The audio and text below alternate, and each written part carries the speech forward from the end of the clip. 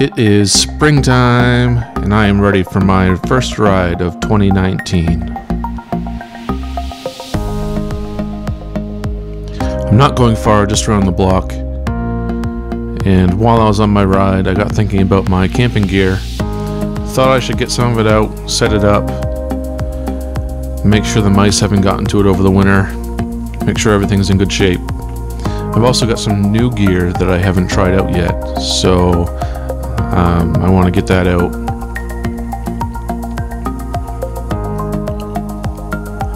I thought I'd go over things a little more in depth than I usually do in my camping videos. And this will cover about 90% of what I take with me when I'm camping.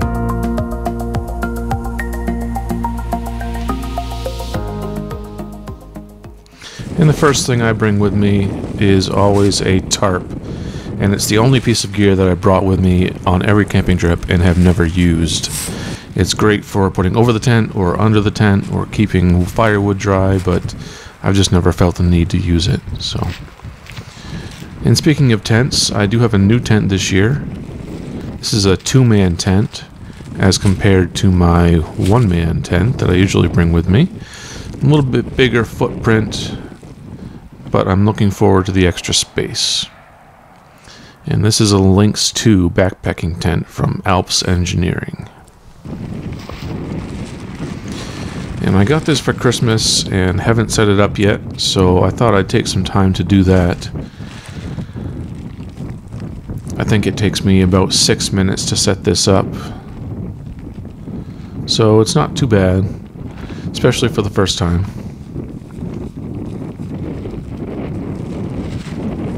It sets up, though, just exactly like my 1-man tent. Same exact design. Just has 2 tent poles and then hooks on the tent that hook to the poles.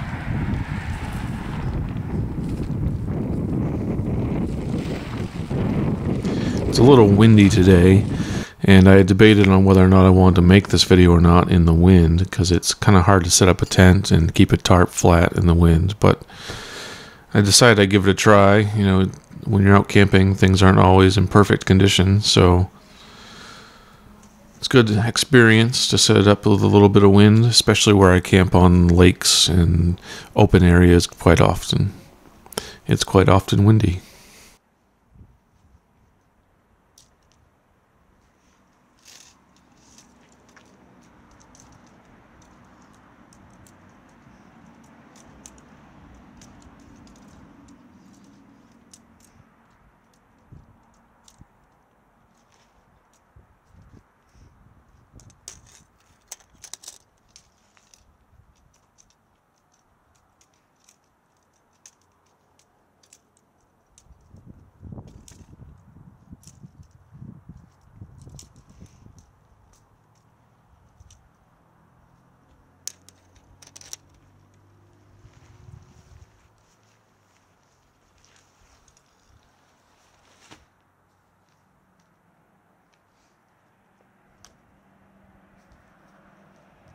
And the piece I'm grabbing now is what I think is the tent.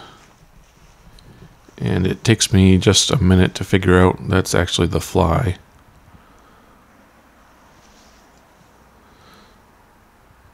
So I put that away for just a minute because I don't need that right now.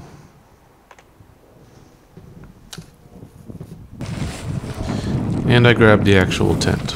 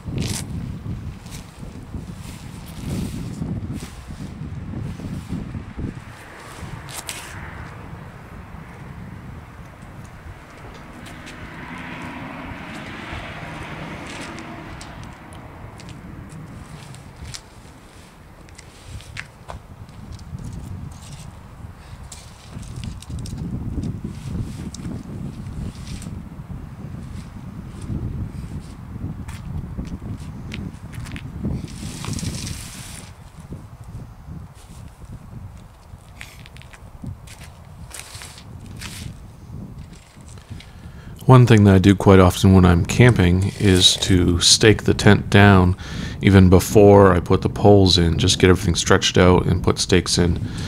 I wasn't going to do that this time, but I ended up having to stake it down because the wind was so strong it almost blew it away. And I had a little bit of trouble with that because the ground is still frozen solid. I couldn't quite get the tent stakes in as deep as I wanted.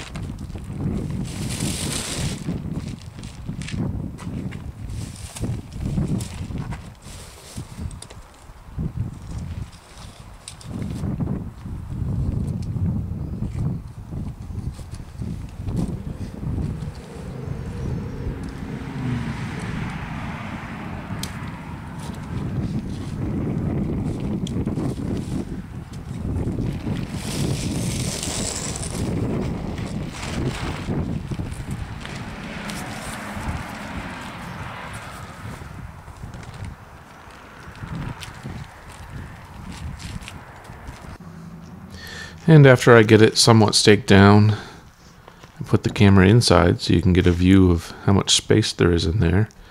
Quite a bit taller than my old one, and obviously quite a bit wider. It's about the same length. One thing I like about this as far as being a two-man tent is that it has two doors, one on each side. So if you are sleeping two people in it, you don't have to crawl over each other to get out.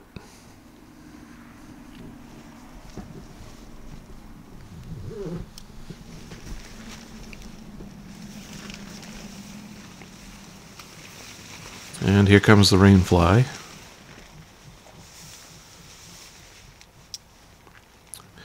This just clips down in the four corners. It's pretty easy to put on. Unlike my old one, you're not supposed to have to use cordage to stretch it out or anything like that. So I like that feature.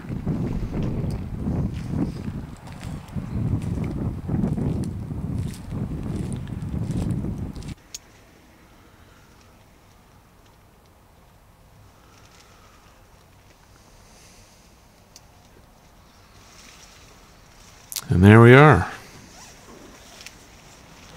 Tent is set up. Took almost exactly 6 minutes, I think, to set that up. And now I can go over some of the things that go in the tent. First is my sleeping pad. This is just a Coleman pad.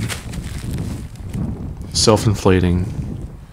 And it has a pillow that you can blow up that's right attached to it. So I like that a lot. I don't have to worry about bringing an extra pillow or anything. It's just attached right there and it doesn't slide around when I'm sleeping. It stays right in place.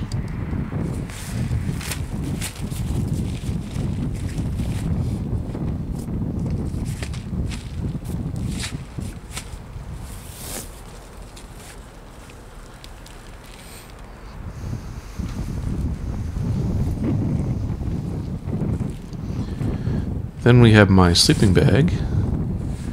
This is a mummy bag, and based on my comparison to other similar bags, I think it's good to about 20 degrees.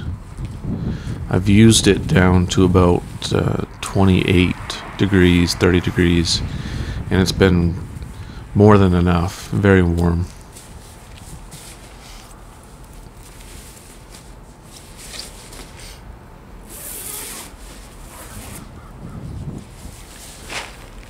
I also happened to notice the brand this time when I was taking it out is a Snow Lion. This is kind of a vintage brand. I got it from my dad. I didn't buy it.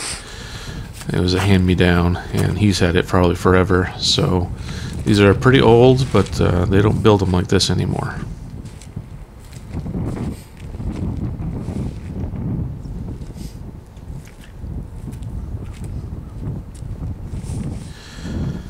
Another new purchase for this year is going to be a dry bag that I'm going to be testing out. Sea to Summit Compression Dry Sack. I like the size of it. I like the compression capabilities that it has, the drawstrings, but I don't like the fabric that much. It's really thin. I actually bought it because my bag that I keep the sleeping bag in has holes in it from where mice had chewed it. They didn't get to the sleeping bag itself, but just the bag that it goes in. So I bought this so I'd have something waterproof, but I'm not sure it's going to be that great as far as something to hook on the outside of my bike. You know, maybe if you had something to put it inside of, like a saddle bag that was big enough to put in. But my normal way of packing is to put the sleeping bag on the outside of the bike, and I don't know if that fabric is going to be thick enough, but I'll give it a try.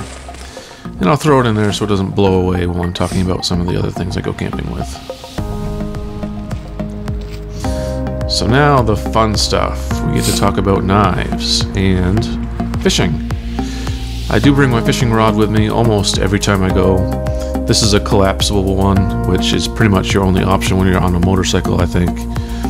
I don't think it really matters the brand that you get. You know, I've had cheap poles that have worked really well, and I've had real expensive ones that have not worked at all, have broken and have gotten clogged up. So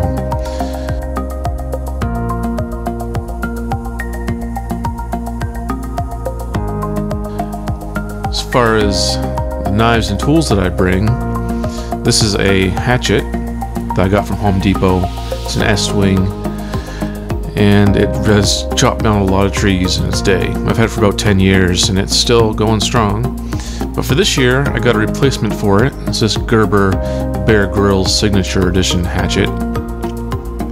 I don't plan on hacking down any trees with this, but I think it'd be really good for working up firewood, delimbing trees, things like that. For actually bringing down trees and doing the majority of my hacking up of big logs, I use this saw. I'd like to get a silky saw eventually, but for right now I'm using this one that I got at Lowe's. Works pretty well. For my general knife that I bring, I've been using this. It's a Sharp's cutlery knife. Not an expensive knife, but it was real sharp right out of the box. I could shave with it even. So I started using that this year. I did get a replacement for that, which is going to be the Les Stroud Signature by Camillus knife. This is a Blackfoot, and I like this one because of the sheath that it came in. Actually, it has a lot of survival tools built into it, like the paracord. It has this little opening for a fire starter and a little mini flashlight.